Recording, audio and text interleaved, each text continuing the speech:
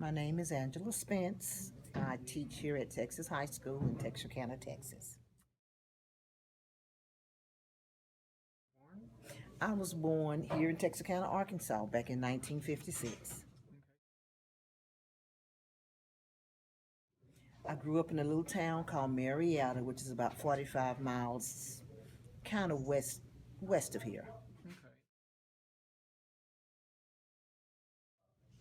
Well, I grew up in a family. My mother was my elementary principal, but this was during segregation. We were not integrated.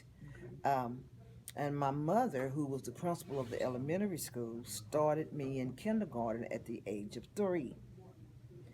So, but when the state found out that I was in school at the age of 3, she was forced to take me out. Uh, but I wanted to stay because I could really do the work the kids did. So 2 years later, at the age of 5, I went back to school in kindergarten. But when I finished first grade, I skipped second grade and went straight to third grade. That's why when I was a senior, I was 16 years old. But I grew up in a very sheltered household. Um, I really did not know anything about racism. I can remember at the age of probably 6, 7-ish, being in Linden, Texas, and I needed to use the restroom. And at the courthouse, you had to walk down the steps, and there were two restrooms, one that said white only and one that said colored only. And I remember needing to use the restroom. And I remember my mother telling me, "You're going to have to hold it till we get home." And I can remember jumping up and down. I had to be about 6. And I can remember jumping up and down, going, "Mommy, Mommy, I have to go." And I remember her vividly, and I remember this to this day, saying, "I would rather let you wet your pants than let you go in that bathroom." And I never understood why, because I didn't know at that time what was going on. But later on, as I became an adult, I look back and I go, I know. I remember when Martin Luther King died in 1968, I was 11 years old. And his funeral was on television. And I knew it was something important because we talked about that stuff in my household. But I still didn't know what racism was because I went to a black school, all black teachers. My mother and daddy, at that time, after we integrated, my mom and daddy, we went to a white school. And that's kind of when I realized, we're not all alike. Because my mother, and I don't know if that's bad or good, but they really did not want me to know that there was a such thing as being mistreated. And my mother was born in 1923, and my daddy was born in 1925, so she's older than him. So I knew they knew. As I got older, I knew they knew, but I never knew. I really never knew. And I remember when Martin Luther King died, because I knew what he was out there doing, because we talked about it. And I can remember wanting to take a picture off the television of his funeral. And my mother was in the kitchen cooking, and I sneaked past her and went down to her room and got her Polaroid camera. Well, those were the cameras that when you took the picture, the picture kind of spit out and you kind of had to shake it. And I took a picture and it spit out and I shook it and it stayed black.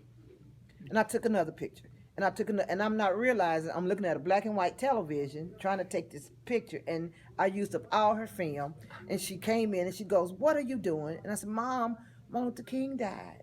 I knew it meant something, and I was crying, and I was 11 years old, but I did not know it meant that uh, no one's fighting for our rights. I didn't know that because I thought we had rights, you know.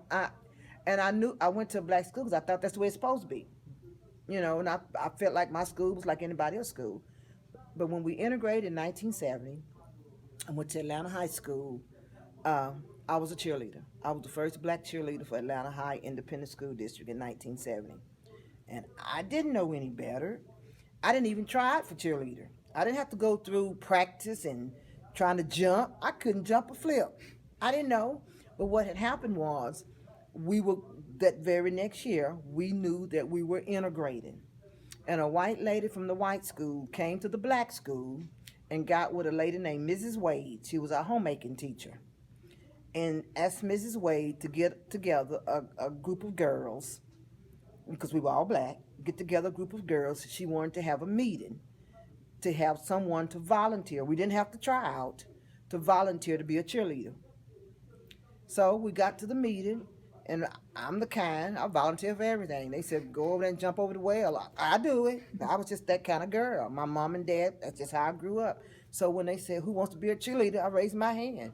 Oh, yeah, I want to be a cheerleader. Well, it was about 8 of us raised our hand. So the lady took our names and all that. About a week later, she came back with a list of things we would have to buy. You know, how we would have to get our uniforms made. We had to pay money for cheerleader camp. So when that came back, the other 7 girls didn't have the money. My parents did. So I wound up being the only cheerleader. So now reality sets in. I have to start going to Atlanta every day practicing. There were 16 cheerleaders, 15 white, 1 black. They're all juniors and seniors. I'm a little freshman. So you can imagine. But my mother would take me to practice every day, and some of the girls, for the most part, they were pretty nice. I really didn't know they were.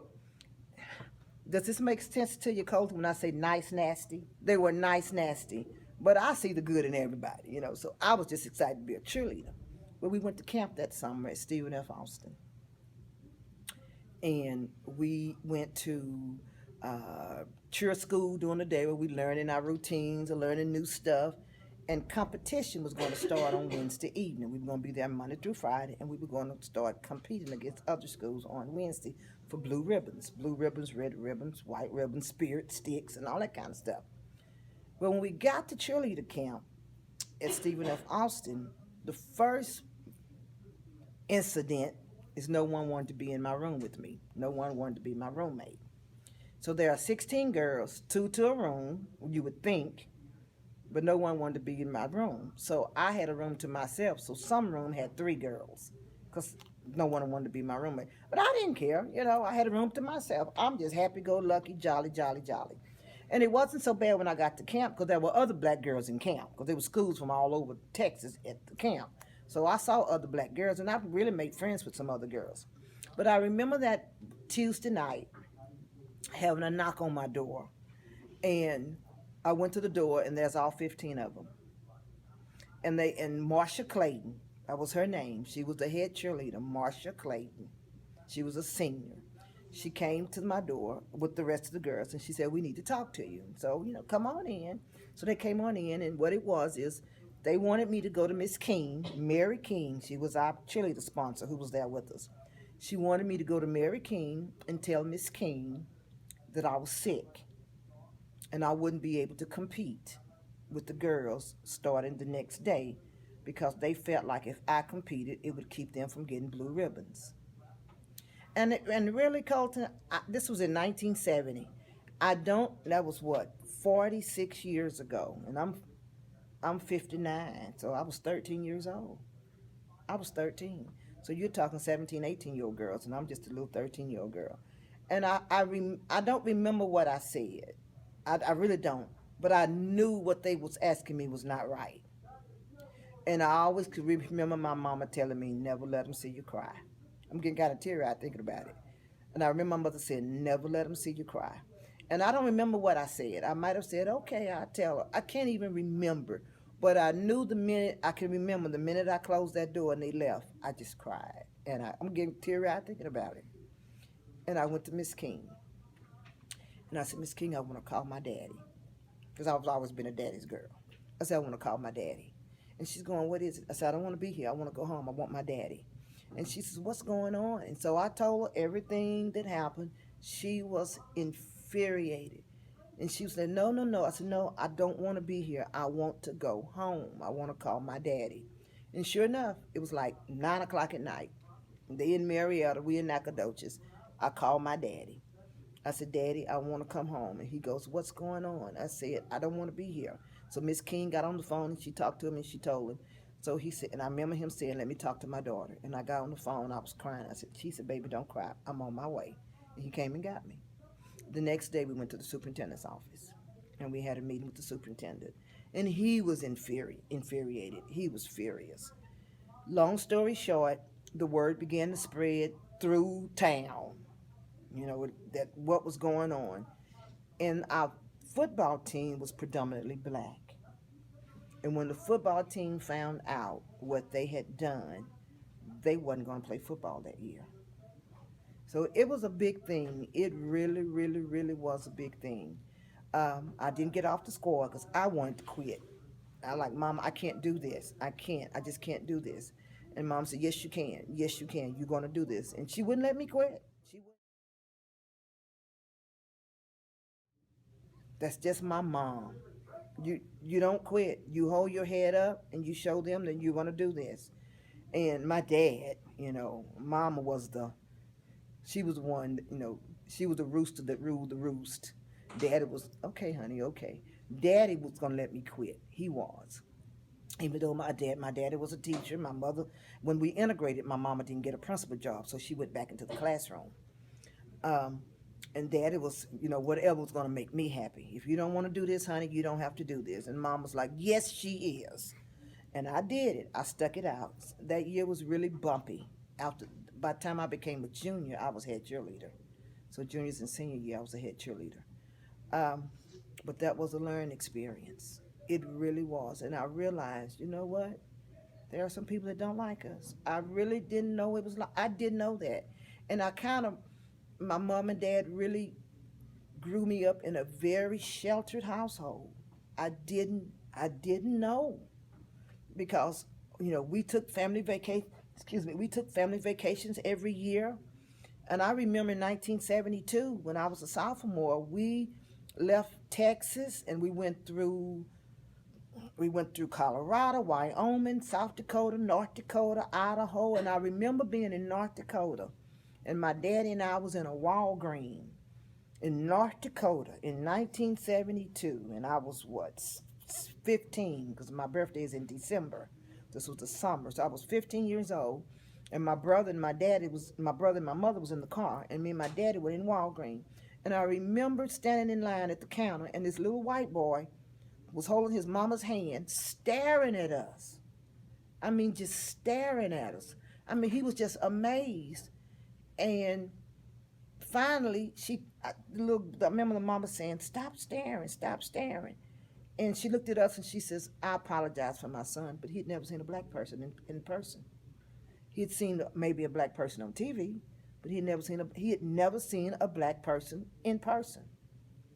And as I think my teenage years was my learning years, my early teenage years, probably my 13, 14, 15, was really an eye opening that things are different. And after what I went through, then the Martin Luther King was more important to me. Then it was more significant that, hey, now I know what he was doing. I hadn't heard of Emmett Till. I didn't know anything about the Little Rock Nine. I knew nothing about that. And I don't know why. And I look back and I say, I guess that was a way of protecting me, but I think I was overly protected that when I was hit in the real world, I couldn't handle it. I mean, I was like, why are you treating me like this? And that was the norm to me, and I didn't know that. Does that make sense, Colton? That was the norm. But for the most part, my childhood with my parents and the way I grew up was wonderful. I had a wonderful childhood.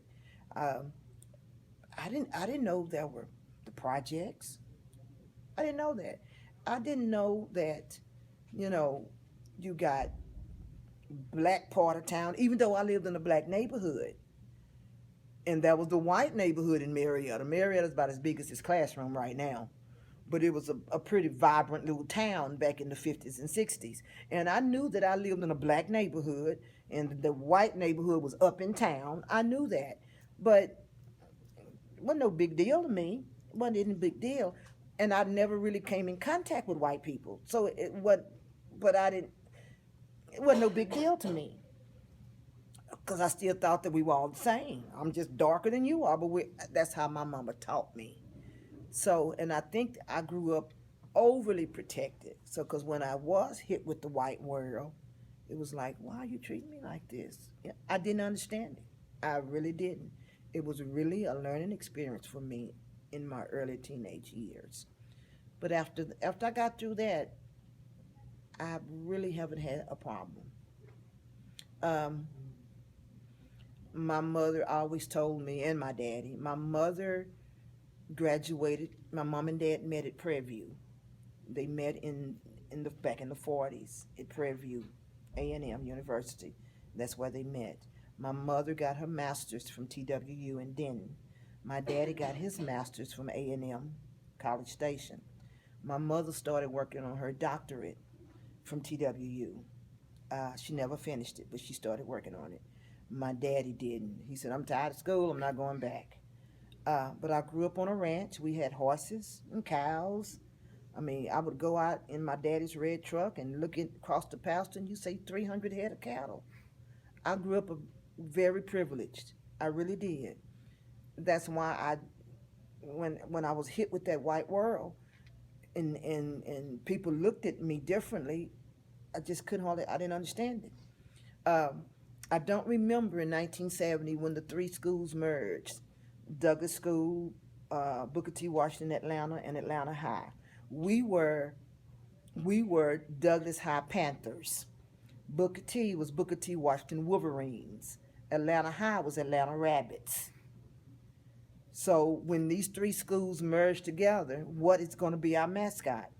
Wasn't even discussion. We kept the Rabbits because that was the white mascot.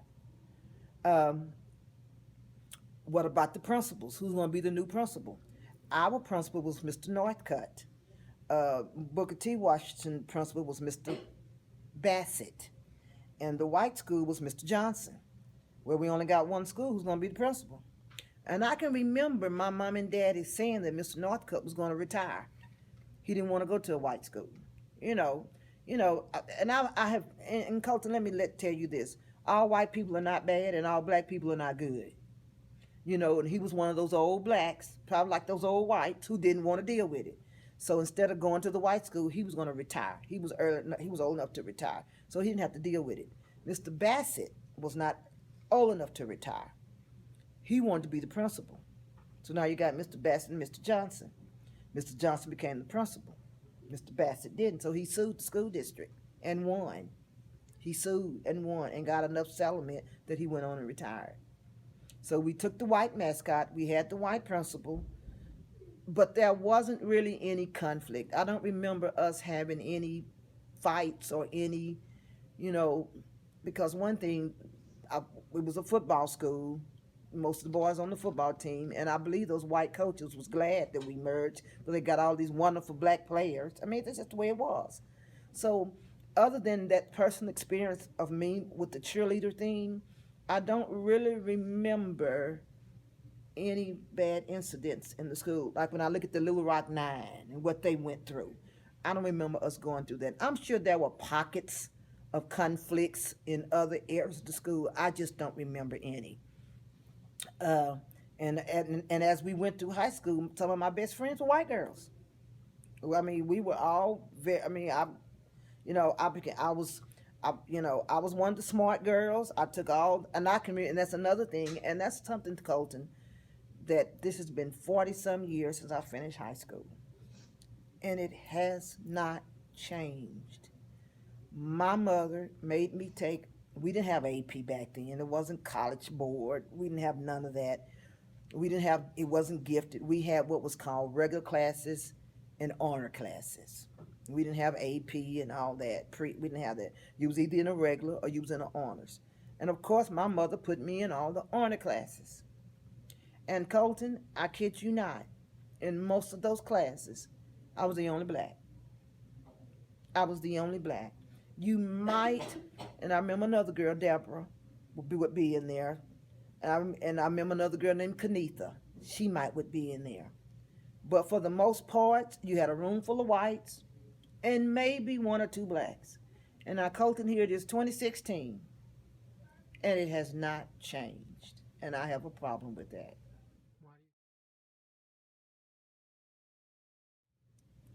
Colton, I don't know. Mr. Zach and I have talked about this constantly. I don't know. But I do believe this. It starts from the house. Because if it hadn't been for where I grew up, I might not have been in them classes either. But I came from parents that were smart, that were educated, and you're going to do that. Going to school and making A's was like breathing. If you want to live, you make an A. If you want to die, come home with a B. And I know I would make a B every once in a while, and my mother would be so furious if I made a B. She would. And I can remember um, in in in Atlanta High, the grading points were different. From 94 to 100 was an A. From 86 to 93 was a B. From 75 to 85 was a C. And from 70 to 74, I believe, was a D. And anything below 70 was an F. So in order to have an A on your report card, you had to have a 94. And I remember in homemaking, Mrs. Wood gave me a 92 on my report card. And I remember we were in there fixing biscuits. I never forget that. We were cooking biscuits. And Miss Wood walked up to me and said, Angela, your mother wants to have a conference with me, and I don't know why. And I said, she does? She said, yes, she wants to have a conference with me. And I said, I don't know, Miss Wood. She didn't say anything about it. She said, well, she called and said she wanted to have a conference. I said, Miss Wood, and it dawned on me. I said, Miss Wood, what did I have on my report card? She said, a 92. I said, that's why she wanted to have a conference, because I want an A. I remember that. My mother was very strict when it came to my grades. Very. My daddy wasn't. He didn't have to be. Mama made up for it. Very strict. Um, so I think that we still have this divide today because it comes from the home. You got to start down in the elementary schools. You got to start. When even now, if I were to ask my black kids in my regular classes, have you all ever been in an honors or gifted and talented class? Probably half of them would raise their hand. And I would go in. Oh, I was in honors class in second grade, third grade. Down in elementary school, half the blacks probably were in those classes. But as you grow up, it began to change. And like Mr. Zach and I said, by the time you get to high school, it's too late. Because you're not going to have those one or two kids who want to stand out and do it. You need a group of them doing it together. And you got to keep that group together in elementary school and let them come up together. Because by the time they get here, it's too late. And it's so strange, Colton. Here it is. I graduated in 1974. I've been out of high school 42 years. And it's still the same way. But we don't care about the past anymore. No, I think we are so, our focus has changed so much. Grades and intelligence and being sophisticated and being somebody is not what's popular. I think social media is one of the most devastating, is the most detrimental, or can be, to a teenage life. That cell phone is glued to our hand. It's super glued. You take that phone away, your life falls apart. I didn't have a cell phone growing up. You know, I was talking about this to my husband the other day. We used to go outside and play. We used to actually go outside and play. We don't go outside and play. We in the house watching TV. We on the video games. We on the phone. You got first graders with their own cell phones. In Colton, it's like this. You once you can't go backwards. So it's no way that you're gonna pull that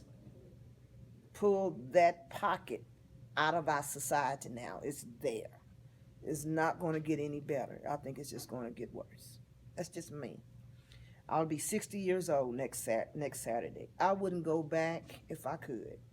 If God came to me and said, Angela, I'm going to put you back at 30 years old. Do you want to do that? Nope.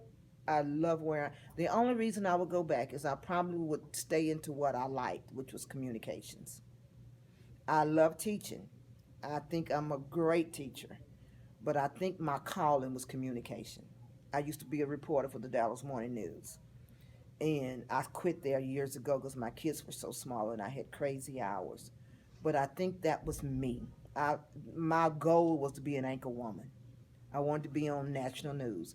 I wanted to be that CNN woman. I wanted to be that Gail King on CBS this in the morning. That's me, and I missed it. Now I don't regret teaching. I love to teach, but other than going back to change what I would do in life, I wouldn't. I grew up when teenagers were teenagers. I was 12, I was 12. I was 14, I was 14. I wasn't 15 trying to be 25. I grew up in that time period. Now, I'm not saying it was perfect. I'm not saying that.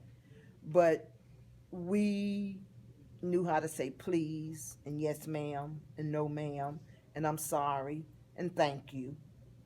I grew up in that era, and I'm so grateful that I did. I am.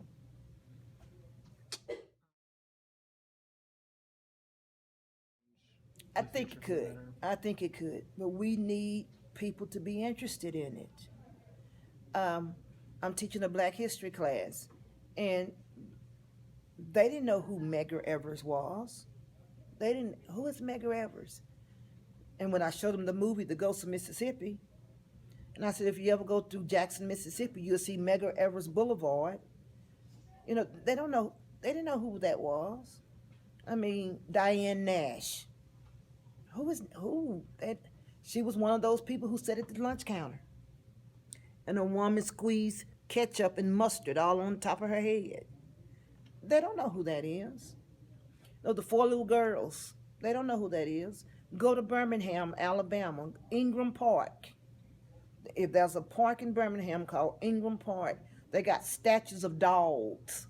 They got they got statues of a jail cell and the little black statue, the kids behind it, and that was the area where they would turn the water hoses on them and turn the dogs on them. In Ingram Park, they've made a memorial of that. What? Who? They don't know, and I don't.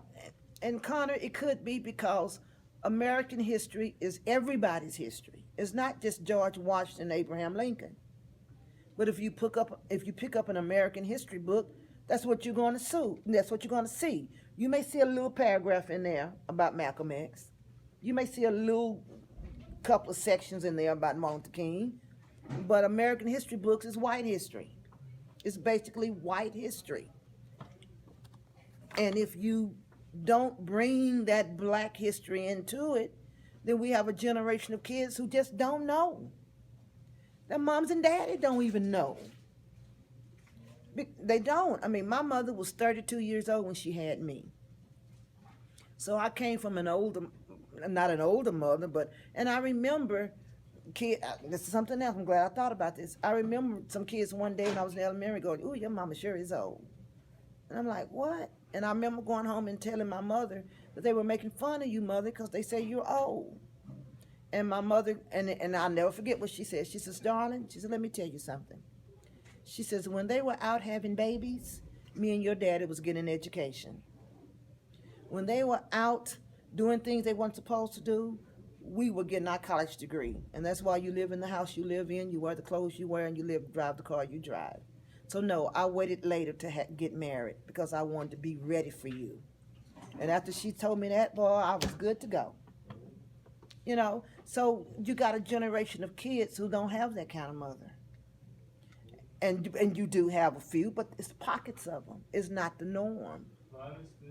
So, their parents don't even know who Medgar Evers is. So if we as teachers don't take it upon ourselves to be responsible for all education, then we have a generation who just don't know.